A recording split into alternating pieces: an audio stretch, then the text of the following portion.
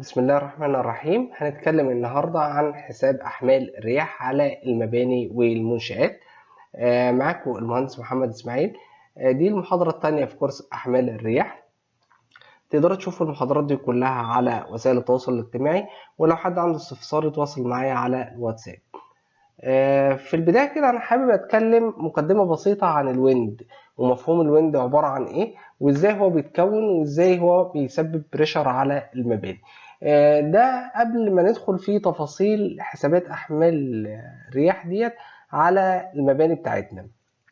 فأول جزئية هنتكلم فيها، أول حاجة هنتكلم على مقدمة على الويند. دي دي مقدمة على الويند. بعد كده هنشوف تأثير الرياح ديت على المنشآت.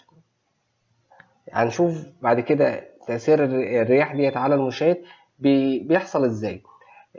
بعد كده هنبتدي نخش بقى بداية من النقطة دي. تمام. هنبتدي في حسابات أحمال الرياح، ازاي بقى نحسب الويند بريشر ده از ويند بريشر وكضغط رياح، وبعد كده ازاي هنعمل له اساين على المبنى. ده ضغط الرياح الرئيسي. ده هنبتدي نشوف ده بيتحسب ازاي، هنتكلم عنه بالتفصيل. وبعد كده هنبتدي نتكلم على سرعة الرياح. سرعة الرياح في المحافظات، وخاصة ان احنا بنتكلم على حساب الرياح في مصر. هنبتدي نشوف هل الويند سبيد دي ثابتة على كل الجمهورية، ولا هي بتختلف من منطقة لمنطقة. بعد كده بعض العوامل، زي مثلا طبوغرافية الأرض ديت بتأثر برضو على ضغط الرياح وسرعة الرياح. فدي هنشوف تأثيرها على الرياح بيبقى عامل ازاي. تعالوا كده الأول بقى نتكلم على المقدمة على الرياح. في البداية احنا دلوقتي مثلا عندنا الشكل اللي ايه بالمنظر ده. احنا عايزين نتكلم هو ازاي ككونسبت الرياح دي بتتكون وايه اللي بيحصل. في الحقيقة هو اللي بيحصل ان احنا مثلا بيبقى عندنا الشمس بالطريقة ديت. هنا الشمس ديت انت بالكره الارضيه ديت كوكب من ضمن المجموعه الشمسيه، بتلف حوالين الشمس. في جزء منها بيبقى معرض دايركت للشمس، وده اللي بيكون فيه الجزء بتاع النهار، والجزء الناحيه التانيه ده بيبقى ناحيه الليل. وبالتالي الجزء اللي بيبقى فيه النهار ده بيبقى معرض للشمس اكتر، فيبقى درجه الحراره فيه ايه اعلى من الجزء التاني. وفي نفس الوقت برضو في نفس الجزء ده، انت لما حراره الشمس بتيجي على الارض، الجزء اليابس من الأرض بيمتص الحرارة أكتر وأسرع من الجزء بتاع المحيطات والبحار. وبالتالي بيحصل لما درجة الحرارة هنا بتزيد بتسخن الهواء، فالهواء اللي بيحصل له إن هو بيطلع لفوق لأن ضغطه قل. وبالتالي الفراغ اللي حصل هنا لازم هيتعوض ازاي؟ هيتعوض عن طريق الهواء اللي موجود في المحيطات وفي البحار. ده انت بتلاحظه لما انت بتبقى واقف على الشط، بتلاقي على طول في هواء جاي لك من ناحية البحر. ده الكلام اللي احنا بنقوله هنا، ان انت بيحصل هيتنج لسطح الارض عن طريق الشمس. وبالتالي السطح ده فيه ديفرنت ما بين اللاند والووتر. يعني في اللاند اللي هي الارض بتمتص حرارة اكتر واسرع من المية. طبعا لما بتمتص حرارة اكتر معدلها اسرع، فبالتالي بتسخن الهواء، وزي ما قلنا ان هي بتخلي الهواء بيطلع لان ضغطه بقى ايه، ضغطه قل زي بالمنظر بالشكل ده. الضغط ده بيطلع بيدخل مكانه مين؟ بيدخل مكانه الهواء اللي ضغطه اعلى، لان الهواء بيتنقل من الضغط الاعلى للضغط الاقل، اللي هو جاي منين؟ جاي من فوق سطح البحر، لانه في الاخر ما وصلوش درجة حرارة ايه عالية. تمام. فبالتالي ده بيتكون حركة ايه الرياح. خلينا نشوف الفيديو ده هيوضح لنا ايه اكتر عن الموضوع ده. Explain why air moves around and how it creates wind. Many factors play a role, like ocean currents and seasons. But above all, the sun is the driving force. It heats water, the ground, and air in different places and to varying degrees. This creates different air pressure zones. And that's what makes wind. But one thing at a time. نيجي بقى للنقطة التانية. والله احنا شفنا الجزء بتاع الرياح بتتكون ازاي وتتحرك ازاي على منطقة لوكال. تمام. تعالى بقى نبتدي نشوفها على مستوى الكوكب، يعني مستوى الكوكب الارض ايه اللي بيحصل. اللي بيحصل هنا زي ما قلنا ان انت دلوقتي الجزء اللي هو ده عند خط الاستواء بيحصل ان هو ده اقرب للارض من القطبين، وبالتالي بيبقى طالما ان هو اقرب للشمس فبيتكون عنده درجة حرارة عالية، وبالتالي درجة حرارة عالية دي بتسخن الهواء، فبتخلي ضغط الضغط بتاع الهواء هنا قليل فبيطلع لفوق. القطبين بيتكون عندهم هاي بريشر. اوكي، هاي بريشر لان هي منطقه ايه، مور كولد، يعني هي بارده كتير، وبالتالي لان هي ابعد عن الشمس من منطقه خط الاستواء بيتكون ان بتوين مناطق هاي بريشر ولو بريشر، بيبتدي يحصل ما بينها حركه الرياح. زي ما احنا قلنا هنا مثلا لوكال في الاتجاه ده من فرق ما بين اللاند وما بين البحر، ومن هنا من فرق ما بين الهاي بريشر لللو بريشر.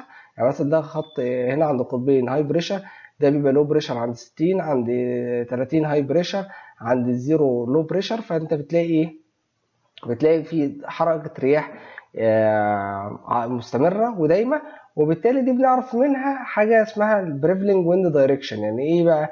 يعني ده الاتجاه السائد للرياح، يقول لك دي رياح موسمية اتجاه شرقية او جنوبية.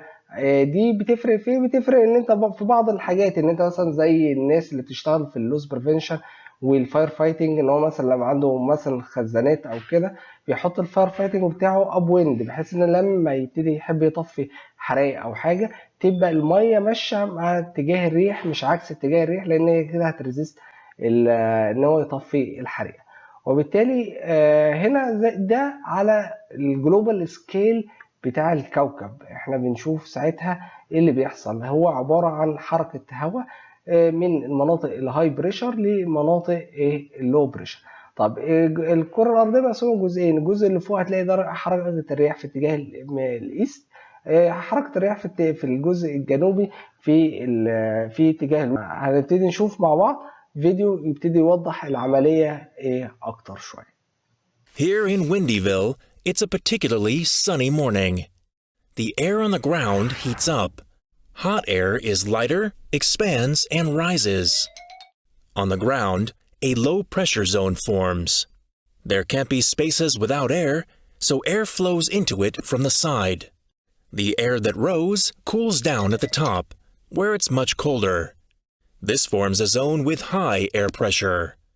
The cold, denser, and therefore heavier air falls back to the ground. This makes the air particles move in a kind of circular motion, which feels to us like wind.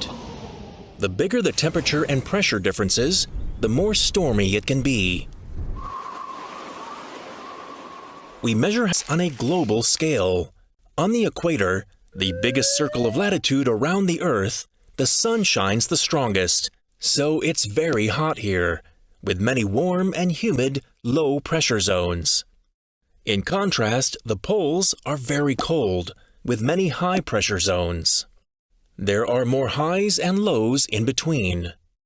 The cold air moves towards low pressure zones. It's getting windy. The wind direction is also determined by the Earth's rotation. In the northern hemisphere, it blows gently to the east, and in the southern hemisphere, to the west. بعد كده ننقل بقى للجزء التاني. ايه اللي يهمنا؟ اللي يهمنا احنا دلوقتي تأثير بقى الرياح ده على المنشأ بتاعنا او المبنى. عندنا عشان نبتدي نفهم الجزئية ديت، هو انا دلوقتي لما الهواء يتحرك ايه اللي بيحصل؟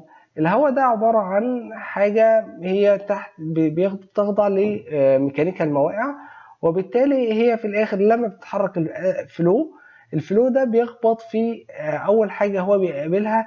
بالنسبة للمبنى عندنا اشهر 3 حاجات، هو الجزء بتاع الاولاني الجزء بتاع الكلادنج. بعد كده بنتكلم على الكلادنج ده اللي هو يعتبر الواجهة بتاعتك، سواء الواجهة دي ازاز سواء طوب سواء اي حاجة.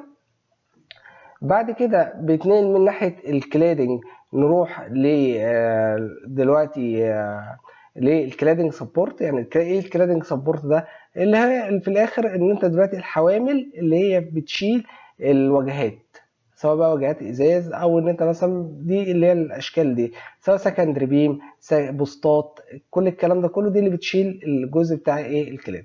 فبالتالي اول حاجه هو بيقابلها الويند ده اللي هي الواجهه، بينقل البريشر الويند بريشر من الكلادنج للكلادنج سبورت، ومن الكلادنج سبورت بيروح بقى لحاجه اسمها المين ويند فريم ريزيستنج سيستم.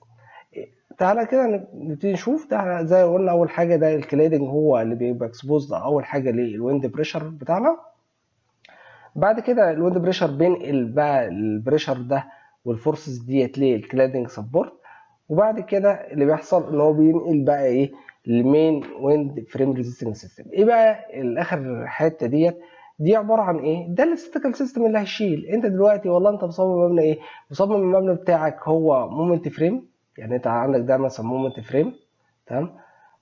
ولا سواء بقى المومنت فريم ده عندك فيه اوردينري مومنت فريم، وفي عندك انترميديت مومنت فريم، وفي عندك سبيشال مومنت فريم.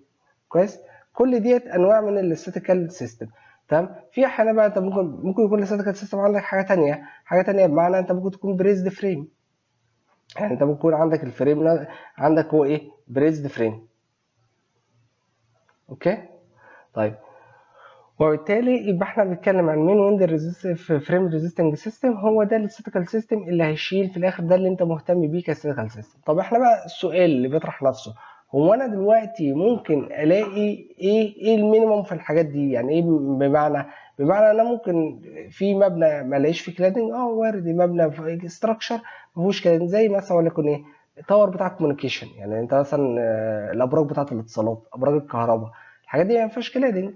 وارد ان هي مثلا تكون شد مثلا، تكون فيها كلادنج من فوق لكن الفريم زي ما هو، بايب راكس، كيبل، راكات بتشيل كيبل تريز، كل الحاجات ديت هي معلهاش ايه كلادنج. فبالتالي هي دي بيصنفوها حاجه اسمها اوبن فريم. اوبن فريم يعني بمعنى ايه اوبن فريم؟ اوبن فريم ده بتلاقي الاوبن فريم، اوبن فريم ده عباره عن ايه؟ بتبقى مثلا انت دلوقتي مثلا يكون عندك الفريم بالمنظر ده معلوش اي كلادنج، فبالتالي لما يتعرض ما بيبقاش الا هو القطاع بس هو اللي متعرض للويند. اوكي؟ تعالى بقى ان احنا خلاص ادينا عرفنا هو ايه الهدف ولا في الاخر اللي احنا عاوزين نوصل له، هو تأثير الرياح على الاستراكشر بتاعي، وايه اللي انا هحسبه في الاخر. يعني هحسب البريشر على المين ويند فريم ريزيستنج سيستم. وبالتالي محتاجين بقى نعرف عشان نصمم الجزء بتاع الاستاتيكال سيستم بتاعي. طيب انا دلوقتي محتاج ان انا اعرف ايه؟ اعرف هو الرياح ديت اللي هتأثر على المبنى هي قد ايه. البريشر ده مش انا بقول ان هو فلو، والفلو ده بيدي بريشر، طب البريشر ده هيديني قد ايه؟ آه، عشان يحسبوا القصه ديت قعدوا يفكروا طب احنا هنحسبها ازاي، هنعمل ده ايه، يعني ازاي نحسب الويند بريشر ده. فرجعوا للمعادله الاساسيه بتاعت مين؟ بتاعت برنولي. برنولي هو في الاخر ده ان صاحب المعادله الشهيره اللي احنا هنقولها دلوقتي، وده اللي طبقوا عليها ودي اللي بداوا منها ازاي يحسبوا احمال الرياح. تعالى كده نشوف المعادلة ديت. المعادلة دي عبارة عن ايه؟ المعادلة ديت هتلاقي فيها شوية شوية بارامترز كده. البارامترز دي هنشرحهم كده واحدة واحدة. ده حاجة اسمها هو بيقول لك ان البريشر ده مجموعة، والكينيتيك انرجي للجزء ده كله اللي هو مجموعة البريشرز ديت. البريشر ده ممكن يبقى هو ستاتيك بريشر، ضغط انت مأثر على ضغط عادي. ممكن تبقى حاجة اسمها دايناميك بريشر، نص رو في سكوير، تمام؟ طيب زائد حاجه اسمها هيدروستاتيك بريشر، يعني انت مثلا زي حاطط عمود ميه الكلام ده كله، ده البريشر ده زي فورس على اريا يعني، تمام؟ ده عشان انت في حركه، فالحركه دي بتسبب ان انت طالما ظهر في تيرمال فيلوسيتي ده انت ممكن ايه يأثر ده از بريشر. قال لك مجموع الكلام ده كله كونستانت along الستريم لاين. يعني ايه كونستانت along الستريم لاين؟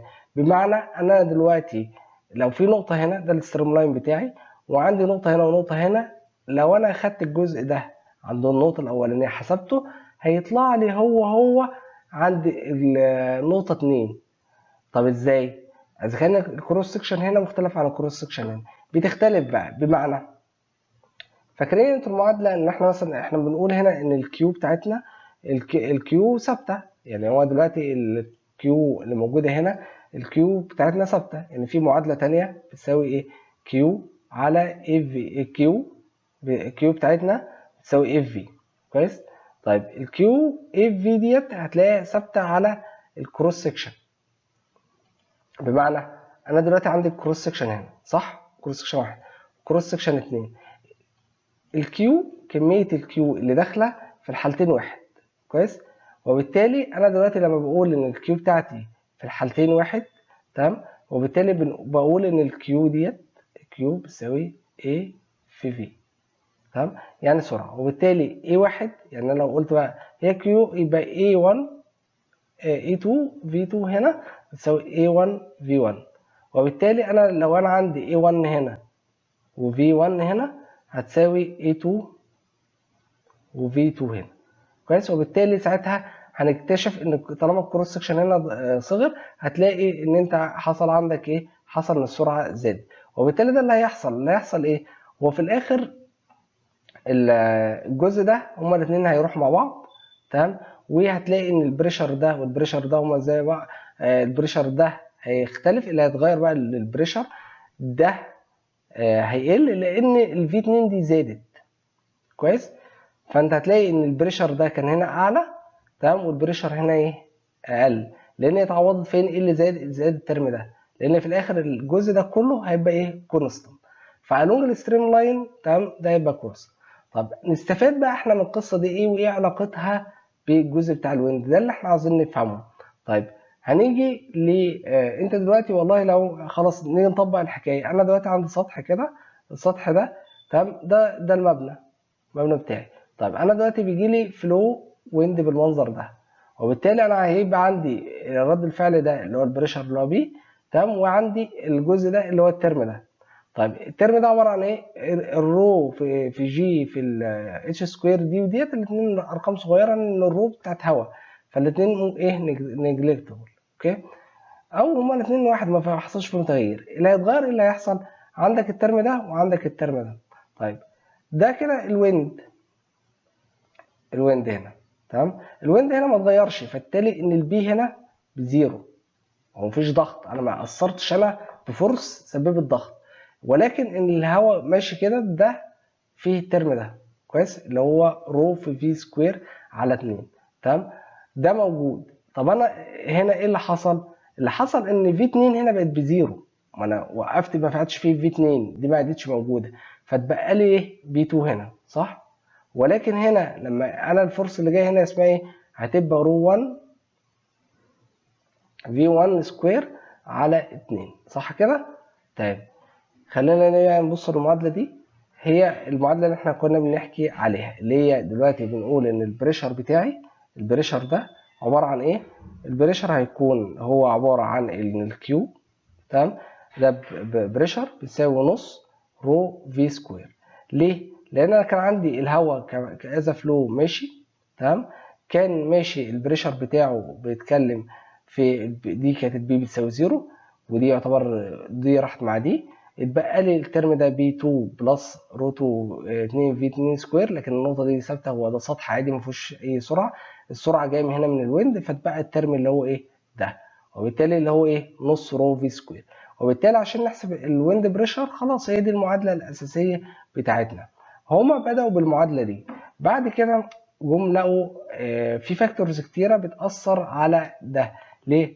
لان مش عباره عن حركه سائل في حاجه كلوزد ماشي كده، لا، انت عندك هواء، الهواء ده لما بيجي في عندك شارب ايدجز كده فبيتغير، ما بيبداش المعادله دي عند ستاجنيشن بوينت، يعني معناها نقطه توقف. يعني انت الكلام ده لو انت مثلا عندك حاجه هنا دي قافله الجزء كله، فخلاص دي ستاجنيشن. هنا لا، الويند بيلف حوالين المبنى يمين وشمال، فبالتالي مش ستاجنيشن بشكل كامل. الويند بيتغير سرعته مع الارتفاع. فلو في فاكتورز كتيرة دخلوا، فابتدى يحط الفاكتورز دي وابتدى يطلع القيم بتاعتها. لكن هي في الاساس هي معادلة ان انت ازاي تحسب الويند بريشر، هي جاية عادي من معادلة برنولي، بيطبق عليها نفس قوانين الميكانيك فلويدز. هنيجي بقى دلوقتي ازاي بقى خلاص نبتدي بقى في ازاي نحسب الويند على المباني. طيب دلوقتي الكود احنا دلوقتي بنحسبه بيزد على ايه؟ بيزد على الكود المصري، ودي نخلي نقطة مهمة ولازم نخلي بالنا منها. بمعنى طريقة حساب الويند هي مش هتدي ارقام فاريانس كتيرة، يعني مش هتلاقي مثلا الرقم ده ضعف الرقم ده او ده مثلا نص الرقم ده، لا هو في الغالب هتبقى قريبة، بس كل كود ليه طريقة في حساب الاحمال بتاعته، والكود لازم يبقى كونسيستنت مع بعضه. بمعنى انا دلوقتي لما هتيجي تطبق كود، يعني ما ينفعش تروح مثلا تستخدم احمال الرياح ديت تحسبها بكود وتستخدم كومباينيشن بكود تاني، ده مش صح. ليه؟ لان انت مثلا في الحاله ديت مثلا انت مثلا هنا انت بترجع للكود، لان في اكواد بتحسب احمال الرياح دي وركينج، وفي احيانا اكواد تانية بتحسبها التيميت، وبالتالي دي بتفرق في الكومباينيشن. وبالتالي ده نقطة مهمة لازم ننبه عليها. احنا دلوقتي بنحسبه بيزد على ايه؟ بيزد على الكود المصري. ممكن نقول بعض الاختلافات ما بين الاكواد، او بعد كده نشرح كل كود لوحده. طيب طب احنا دلوقتي المعادلة بقى الأساسية احنا بنقول بي اي البريشر بيساوي معامل اسمه سي اي في كي في كيو. طب مش احنا قلنا احنا في اللي هي البريشر بتاع الويند ده هو عبارة عن، قلنا ان هو الكيو بتاعتنا بيساوي نص رو في الفي سكوير. هي فين ديت؟ هي الكيو ديت. تمام. طيب احنا قلنا ان الكيوب ديت لما هو حسبها لا في شويه فاكتورز تانيين بتختلف معاه. تمام. لما جه يعمل كاليبريشن لا في بعض الفاكتورز بتاثر على الويند بريشر دي. ليه؟ لان احنا قلنا ان انت دلوقتي الفلو بتاع الويند ده هو مش ماشي في ماسوره حاجه كلوزد محكمه، لا ده هو انت ماشي في السبيس، فبالتالي هتلاقي في تو فاكتورز هنا. في بعض الفاكتورز هتلاقيها موجوده في المعادله العامه، وفي فاكتورز جوه الكيو نفسها. طيب خلينا الاول دلوقتي احنا اللي هندرسه في المحاضره ديت، وبعد كده هنكمل بقى عليه بقى في بقيه المحاضرات الجايه. الكيو ديت حسبه الكيو دي بنحسبها ازاي. تمام. بعد كده هو هنقول بالتفصيل في المحاضره بعد كده اللي هو السي ده عباره عن ايه والكي ده عباره عن ايه. بس ان جنرال هنا لغايه ما المحاضرات الجايه البي ده هو البريشر اللي في الاخر اللي احنا عايزين نحسبه، وهنعمل له اساين على المبنى، يعني في الاخر ده الفاينل ريزلت او الشكل النهائي. تمام. ده ضغط الرياح الخارجي المؤثر على السيرفيس اريا بتاعه المبنى. طيب هتلاقي بعد كده في معامل اسمه سي اي. المعامل السي اي ده هنبتدي نشرحه بالتفصيل في حلقه تانية. تمام. هو ايه عباره عن ايه؟ ده حاجه اسمها معامل ضغط الرياح الخارجي، ده على اسطح المباني بيعتمد على ايه؟ على الشكل الجيومتريك، الشكل الهندسي بالنسبه للمبنى. ده خلينا نشرحه بالتفصيل في المحاضره بعد كده. تمام. الكي ده بمعناه ايه؟ الكي ده هو فاكتور ليه علاقه بالهايت. بمعنى انا دلوقتي الويند سبيد مثلا بتلاقي مثلا لو عندي مثلا دي الارض، هتلاقي الويند سبيد بتاعتي عماله بتطلع بالشكل ده، هتلاقيها بادئه بنقطه زيرو وبعد كده بايه؟ بتزيد. فعشان ناخد القصه ديت تمام بناخد فاكتور اسمه الكي. ده فاكتور بيتغير مع الهايت. طيب بعد كده كل الفاكتورز ديت بتبقى كاليبريتد ليه؟ عشان نحسب بعد كده لما نضربها في الضغط الرياح. وبالتالي اللي احنا هناخد المحاضرة دي ضغط الرياح الأساسي اللي احنا اتكلمنا عليه نص رو في سكوير. تعالى كده بقى هو ده بقى اللي احنا بنتكلم عليه ضغط الرياح الأساسي أو الرئيسي اللي هو المين ويند بريشر اللي هو الكيو اللي هو بنى على أساسا معادلة برنولي. النص الأولاني اللي احنا بنقول عليه دهوت ادي الكيو. تمام. ديت الكيو بتاعتي بتساوي نص رو في سكوير. ده لغايه هنا دي المعادله بتاعت برنولي. في تو فاكتورز زادوا تانيين ليهم علاقه، واحد تاني بالتوبوجرافيك بتاع الارض، واحد تاني ليهم علاقه بالاستراكشر. طيب وبالتالي احنا دلوقتي الكيو بتاعتنا بتساوي ده ضغط الرياح الاساسي ديت في الاخر اللي هي المعادله دي. الرو ديت عباره عن ايه؟ هو الويند. احنا مش بنحسب برياح الويند. الرو بتاعتي ايه؟ كثافه الهواء. كثافه الهواء دي كام؟ 1.25. طيب الفي ديت ايه؟ دي سرعة الرياح. طب دي هنجيبها منين؟ دي هتلاقي الكود حاطط لك كل محافظة هي سرعة الرياح، السرعة التصميمية اللي هتصمم عليها دي سرعتها كده. دي موجودة في الكود عادي. فبالتالي ان الرو ده كونستانت والفي ده هتلاقيه موجود في جدول 7.2. هيتبقى 2 فاكتورز كده. الفاكتورز بتاع السي تي ده بيقول لك ان التوبوجرافيك بتاع الارض، يعني ان انت تضاريس الارض، سواء انت دلوقتي بتعمل المبنى بتاعك على حاجه فلات او حاجه مايله، سطح مايل، دي بتفرق معاك وبتاثر على الويند، وهنشرح ازاي بيحصل الظاهره دي.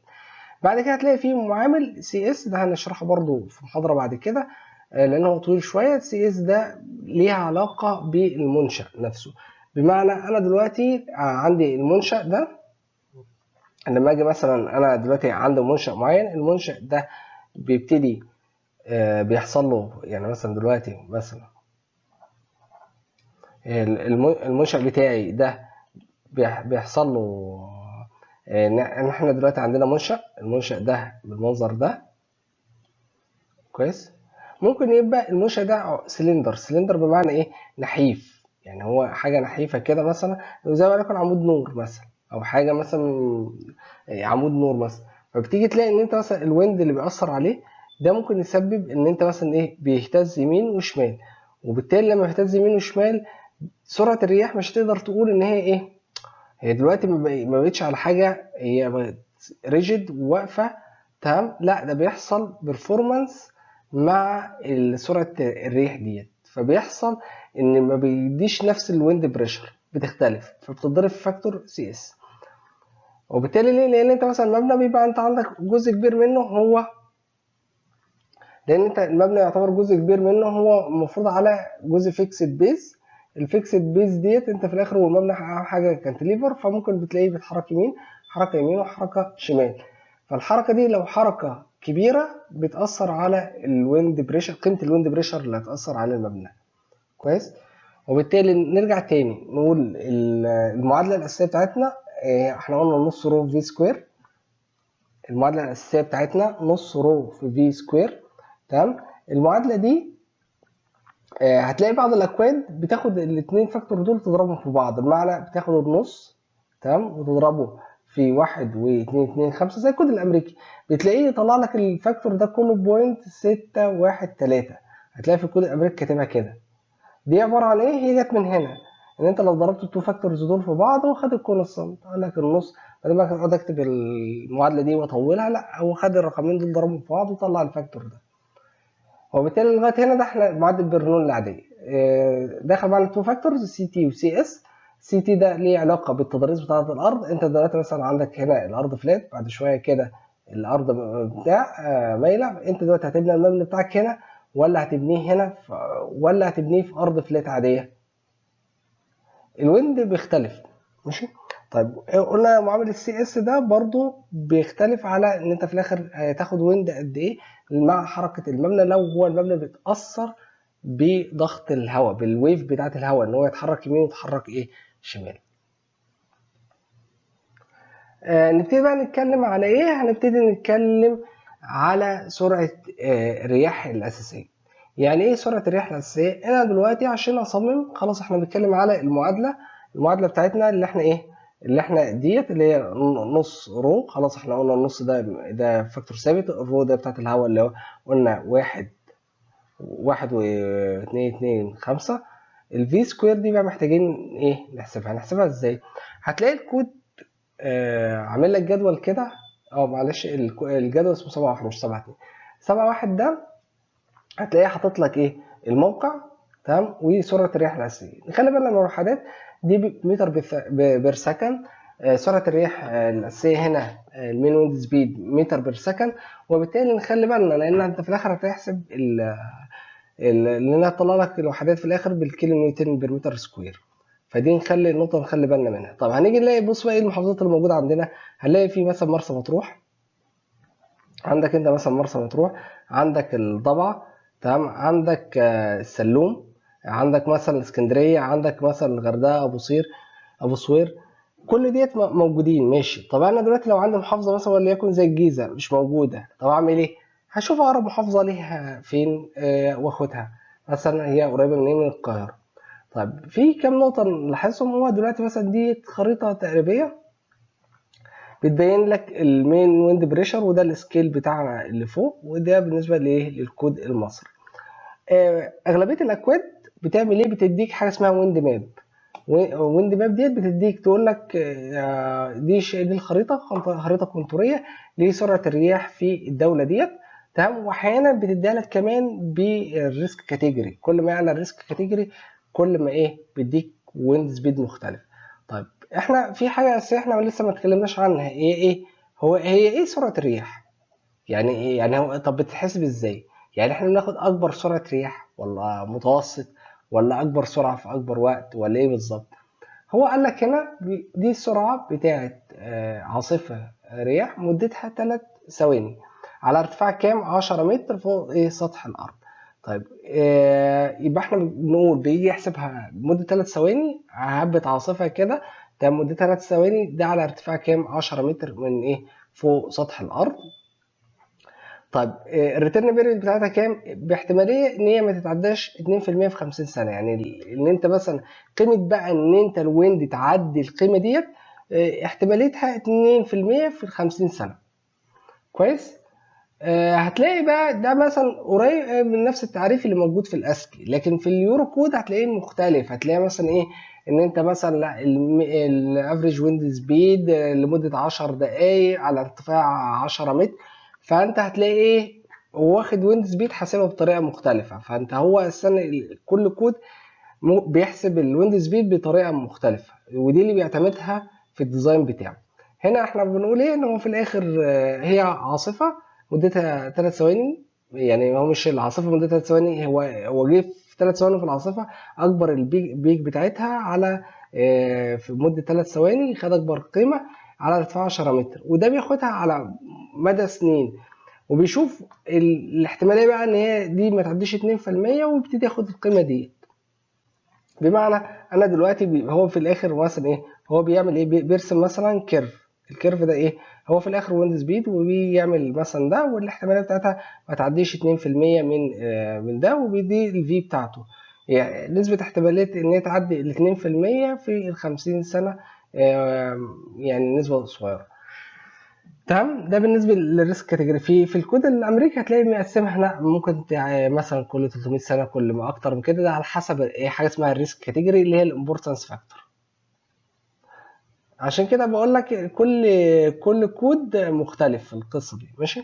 وبالتالي اللي احنا نلخصه في القصه ديت، يبقى احنا وصلنا لايه؟ وصلنا ان احنا في الاخر وصلنا للجزء ده، ان احنا وصلنا ان احنا في الكيو نص في رو في الفي سكوير دي كده، خلاص عرفنا نجيبها. اتبقى لنا ايه؟ هنبتدي ناخد فاكتور تاني النهارده برضو، اللي هو التوبوجرافيك فاكتور، اللي هو السي تي ده. تعال نشوفه ده كده. ندخل على الفاكتور التاني اللي هو السي تي. سي تي ده توبوجرافيك فاكتور، ده بيقول لك معامل الطبوغرافيه بتاعت الارض، بتعتمد القيمه بتاعته على شكل الارض هتبقى عامله ازاي. تمام. يعني انت دلوقتي ده سرعه شكل الويف بتاعت الويند هنا، وشكل الويف بتاعت الويند هنا، تمام ازيد. هنبتدي نشرح ليه، ايه اللي بيحصل، ايه اللي بيسبب ان انت لما انت تحط المبنى هنا، ما هو الاثنين متعرضين لنفس الويند بريشر، ايه اللي خلى المبنى هنا لو انا حطيته هنا الويند بريشر تزيد؟ تمام.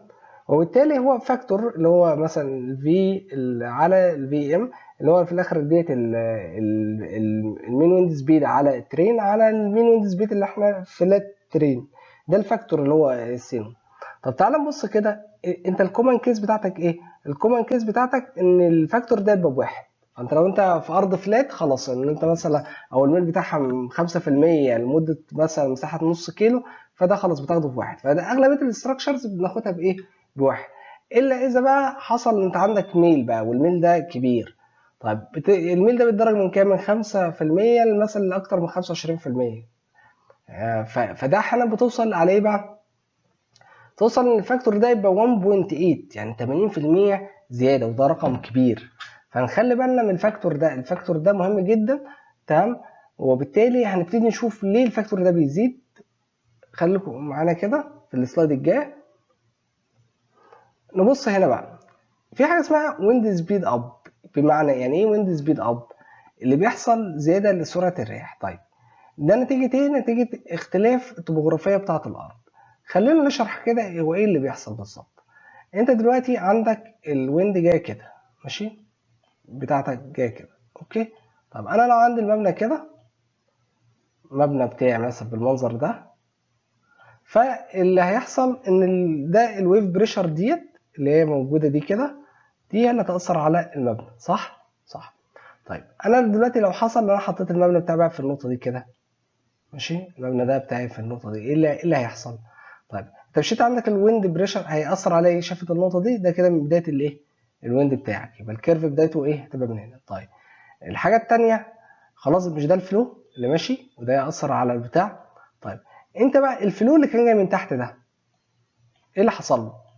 هو مش هيقف فين عند الجبل، هو هيكمل ويطلع معاك، هيطلع ياخد نفس شكل الارض. فبالتالي الويند اللي كان جاي هنا مع الويند اللي جاي من تحت هيتجمعوا هنا، فبيحصل بدل ما كان الكيرف الاساسي بتاع ده كده، لا بيحصل الحته دي بقى الزياده دي اللي هي الويند سبيد اب، اللي هي الجزء ده. كانك انت بالظبط ايه، عندك فلو ماشي وانت عملت كونتراكشن، يعني انت مثلا ماسك بترش مثلا ميه خرطوم وعملت ضغطت عليه بتزود السرعه بتاعته. ده اللي حصل، انت عندك الهواء ماشي كده، لقى ميل، صادم ميل كده، فكل الويف اللي كانت ماشيه هنا او كل البريشر اللي كان ماشي هنا، الفلو ده هيطلع لفوق، ويطلع لفوق ويمشي مع الجبل، وبالتالي ده هيتزود ايه؟ هيزيد مع الفلو اللي كان جاي هنا، وبالتالي بيحصل بقى اللي هي الزياده اللي متهشره دي.